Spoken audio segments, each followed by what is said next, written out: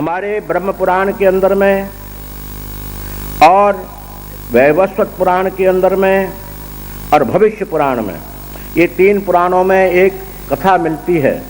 भगवान श्री रामचंद्र जी जब वनवास को गए तो तमसा नदी के किनारे पर उन्होंने प्रेत पितर गंधर्व, रामायण में ऐसा लिखा हुआ है, रामायणी स्वामी जी है ना ऐसा, प्रेत पितर गंधर्व है।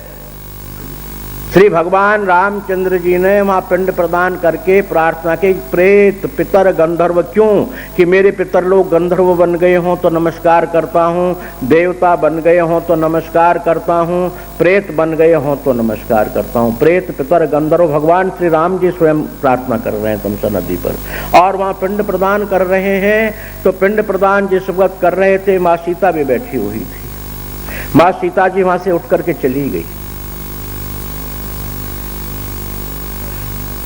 भगवान राम ने पिंड प्रदान कर दिया विधि पूर्वक और पूछा, सीता आप वहां से क्यों चली गई? बोले भगवान जी मैं कुछ कह नहीं सकती। बोले क्यों?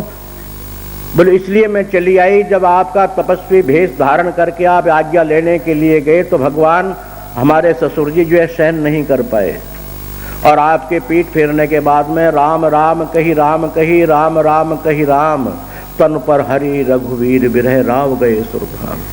आपके इस भेष को देख करके ही वो मृत्युगत को हो गए, जिसमें मैंने भी तपस्विनी भेष बना रखा है। बोले मैं समझ नहीं पाया। बोलो महाराज जब आप आवाहन कर रहे थे, विद्वान ब्राह्मण बैठे हुए थे, तो मेरे ससुर जी दशरथ जी को, मेरे दादी ससुर को और परदादे ससुर को मैंने मेरी आंखों से देखा है। वो आकर के आपके आह्वान के साथ आए, और जो आपने विद्वान ब्राह्मणों के लिए बुलाकर भोजन के लिए बुलाया है, उनके सामिप्य में आकर के उनके द्वारा मैंने भोजन करते हुए देखा है। मैं इसलिए हट गई महाराज वहाँ से कि मेरा तपस्विनी भेष देख करके दशरथ जी पुनः न मर जाए। यानी प्रेत तो हैं, पितर तो हो ही गए, और पितर होने के बाद भी देह को दोबारा न त्याग कर दें, इसलिए मैं वहाँ से हट गई। मैंने आंखों से देखा है। ये सीता जी कह रही हैं, ये 3 पुराणों का है, मेरा मन का वचन नहीं। ब्रह्म पुराण और वैवस्वत पुराण और विष्णु पुराण, इन तीनों पुराणों के अंदर में ये लिखा हुआ है।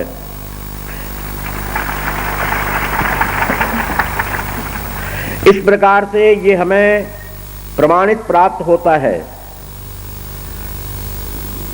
अग्नि उवाच आदिम अजानजः पितरः, पितर किसे कहते हैं कि अग्निम दवातः आदि अजानजः। जैसे पंकज कहते हैं, पंकात जायते स एव पंकजः, अर्थात कीचड़ से जो पैदा हो वो पंकज है। जोग को पंकज नहीं कहा गया कि जोग भी कीचड़ में पैदा होती है,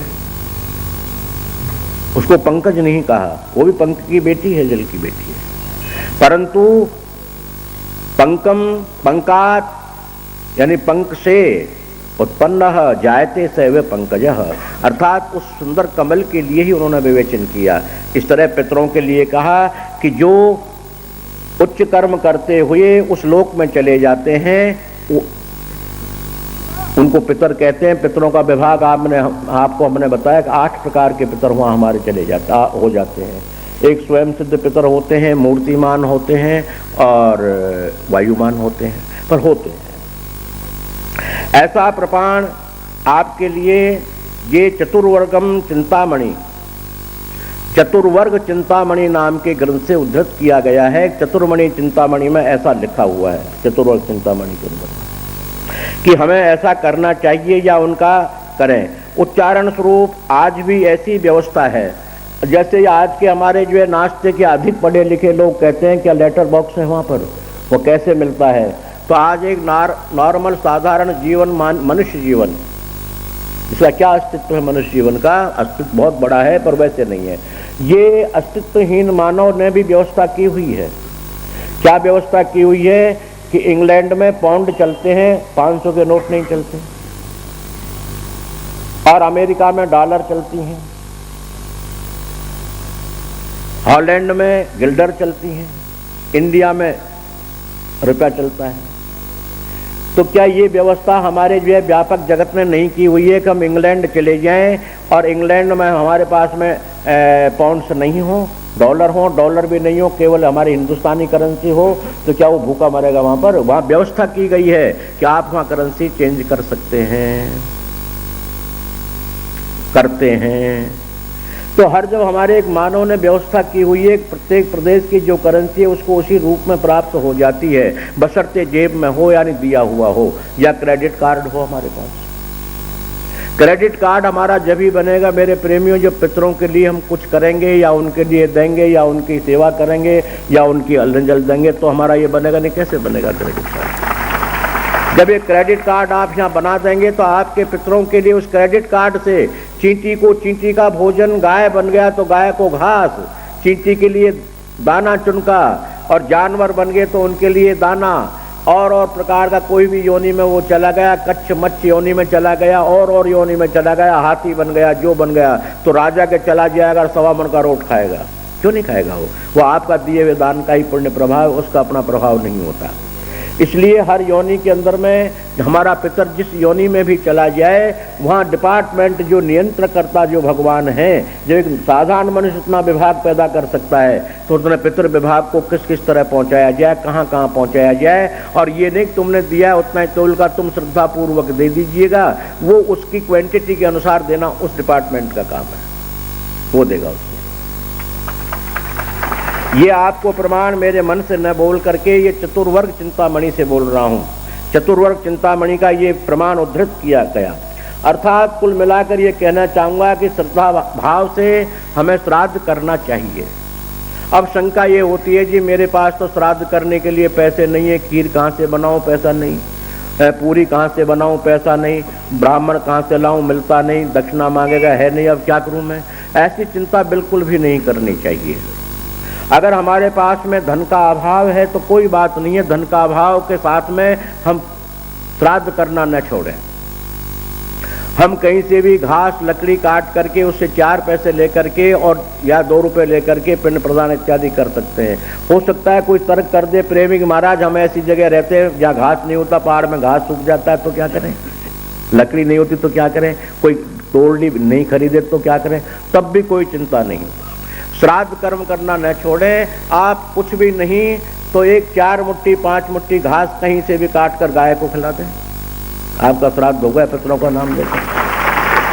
अगर वो आपको घास भी नहीं मिलता है, सपोज कीजिए घास नहीं मिलता, घास मिल गया तो गाय नहीं मिली, क्यों आजकल गवर्नमेंट गाय पालने नहीं दे रही जगह जगह पर, गौचर भूमियां रही नहीं, गौशालाएं दूर दूर हो गए, अब क्या करें हम, गाय भी न मिले तो फिर भी श्राद्ध शास्त्र कहता है करना चाहिए। कुछ भी हमारे पास में नहीं है, 1 पैसा भी खाने को नहीं है, बिल्कुल हम ऐसी स्थिति में हैं, तो शास्त्र कहता है उस वक्त ध्यान पूर्वक एकांत में बैठ करके मानव दोनों हाथ ऊपर खड़ा करके प्रार्थना करे कि हे मेरे पितृदेव, मेरे पास श्रद्धा और भाव के अलावा इस वक्त कुछ भी नहीं है, मैं निर्धन हूँ, कंगला हूँ, मेरे श्राद्ध स्वीकार कर लीजिए।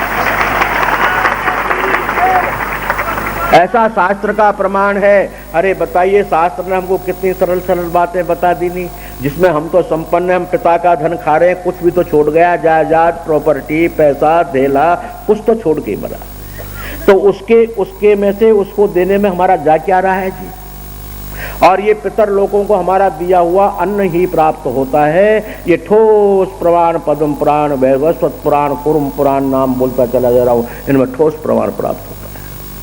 वरना तो रक्तम पिबंती, वो उस परिवारजनों के रक्त का शोषण करते हैं, धर्म का शोषण करते हैं, आदि आदि शोषण करते हैं। और पितर प्रसन्न हो जाने पर एते चत्वारि वर्धन्तु, वो चारों चीज बढ़ा देते हैं हमारी, आयुर्विद्या यशो बलम, आयु विद्या यश और बल, 4 का तो वो ठोस प्रमाण देते हैं कि ये तो बेटे तेरा बढ़ेगा ही बढ़ेगा, घटेगा नहीं, ये हमारा आशीर्वाद है, तूने हमें तृप्त किया है इसलिए हम तुझे तृप्त करते हैं।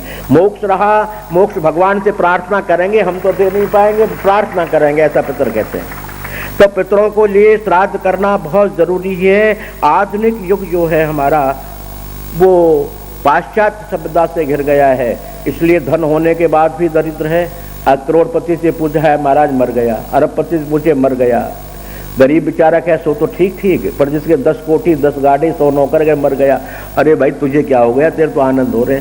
क्यों इसलिए मर गया कि उसने उन पितरों को खुश नहीं किया, आत्मा को खुश नहीं किया उनकी को। आत्मा सैव परमात्मा, पितरों का उन्होंने वरदान प्राप्त नहीं किया, वो केवल ढोंग और प्रपंच में रह गए कि कुछ नहीं होते पितर वितर। अरे कुछ नहीं होते पितर, तेरे बाप जो है जायदाद छोड़ गया, कहते कुछ पितर कुछ नहीं होते, जायदाद भी कुछ नहीं होती, छोड़ दे उसके लिए। पर उसके लिए तो केस लड़ लेगा, छोड़ेगा नहीं। और उनके लिए भोजन देने में कुछ नहीं होता। कितनी निकम्मी बात हो गई हमारे दिल में पैदा, विचार करो आप। अरे उनका ही तो देते हैं हम उनको, और को छोड़ते हैं, हमारा देन न दे कोई बात नहीं, उनका तो देते हैं। ऐसा शास्त्र का प्रमाण है। और ये शास्त्र के प्रमाण से आपके लिए मैंने 9 शास्त्रों का प्रमाण बोला, अधिक संग्रह नहीं किया, और इसलिए 9 शास्त्रों का यहाँ विवेचन किया है। कोई प्रेमी अगर आकर देखना चाहे तो बिल्कुल ये इसलिए साथ लाया हूं कि उनमें खूब उनको तर्क कर सकता है, देख ले। एक को गलत बता दे, दूसरे को देख ले, 9वें को देख ले, 10वें को देख ले, 18 पुराणों को देख ले, स्मृतियों को देख ले, सब साथ लाया हूं। अर्थात ये स्मृति युक्त, वेद युक्त, वेद का मंत्र आता है प्रेता जयता, वेद बोल रहा हूं, प्रेता जयता नरः इंद्रो शर्म जच्छतु उग्रावः सन्तु वाह वो मृथे न जथा सतः। ये वेद की ऋचा है। वेद भी यहाँ घोषित करते हैं पितरलोक और प्रेतलोक हैं। प्रेता जयता नरः इंद्रो, इंद्र के समान बलवान होते हैं, पर भोजन नहीं होता उनके पास। नरः इंद्रो शर्म जच्छतु उग्रावः, उग्र रूप भी उनका धारण कर लेते हैं प्रेत योनि वाले। संतु वहा वो मृथे न जथा सतः, हमारे पितर पिंड देने से वो शांत हो जाते हैं और वर्दो भव कहने लग जाते हैं। उग्रावः संतु वाह वो मृथे न जथा सतः, अर्थात शांति कर्म करने के बाद शांत होते हैं। हमारे प्रेत को हम पितर लोक में पहुंचा सकते हैं। किस तरह से? हमारे जो है श्री वैष्णव हैं, हमारे कहने मात्र से प्रेत की योनि छूट कर वो पितर में चला जाएगा। पितर और प्रेत में है ये फर्क है कि प्रेत जो है उग्राव रूप है, उग्र रूप है, किसी को मार देता है, गला घोट देता है, बहन बेटियों के सर में आने लग जाता है, आदमी के सर में आकर के उसका धन दौलत को खत्म कर देता है। उग्राव उग्र रूप है उसका। उग्र रूप को श्री वैष्णव कहने पर शांत कर देता है, और वो शांत हो जाने के बाद पितरलोक में चला जाता है। पितरलोक में उसकी खासियत क्या है कि प्रेत चारों तरफ भ्रमण करता रहता है, पितरलोक में उसको स्थान मिल जाता है, रेजिडेंस, सिटीजनशिप का अधिकारी बन गया पितरलोक का। और वहां से जब उसके पिंड प्रदान इत्यादि मिलते रहते हैं और धीरे धीरे मानव मोक्ष की प्रार्थना करता रहता है, तो उसकी मोक्ष होकर के वो देव लोक बन जाता है, और देव से भगवान की शरणागति होकर मोक्ष को प्राप्त हो जाता है। पर मेरे प्रेमियों, करवाएंगे आप हम मिलकर के ही, कि वो तो अब कुछ कर्म यहाँ कर नहीं सकते, वो तो हमसे हमारी जो है उपेक्षा रखते हैं कि हमारे करें, और जो हम नहीं करते तो अपेक्षा करके वो हमको श्राप दे देते हैं। इसलिए शास्त्रोक्त विधि के अनुसार हमें श्राद्ध कर्म करना चाहिए। कब करना चाहिए? या तो दाह तिथि को करें कि ये याद हो कि हमको फला कि हमारे पिताजी की दाह तिथि ये, माता जी की ये, उन पर कुछ करते रहना चाहिए। अब ये शंका उठती है कि विद्वान ब्राह्मण न मिले, तो मेरे प्रेमियों उस पिंड के लिए गायों को प्रदान कर दे। गऊ के साथ भी पितरलोक मिलकर के उस भोग को ले लेते हैं, अर्थात गऊ के द्वारा भी प्राप्त किया जा सकता है। पंचबली का प्रमाण है, कुछ हम कुत्तों को डालते हैं, कुछ कौवों को, चिड़ियों को डालते हैं, कुछ जल में बहाते हैं, कुछ अग्नि में देते हैं, कुछ गाय को देते हैं।